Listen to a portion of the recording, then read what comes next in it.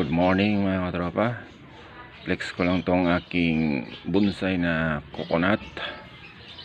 Yan, napag-iwanan ko to ng 6 months. Hindi ko naalagaan kasi umuwi nga ako ng Cebu.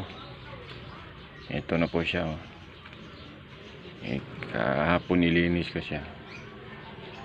Yan, mahaba na yung mga dahon niya. So itong edad nitong bonsai na ito, nasa 1.5 taon na siya. Pwede nyo mapanood sa mga dati kong mga video dyan. So sana makarecover pa to. Wala akong ibang pang yung tinatawag na alambre. Ito muna ang tinatali ko para lang mag-bend yung dahon. Alright, thanks for watching.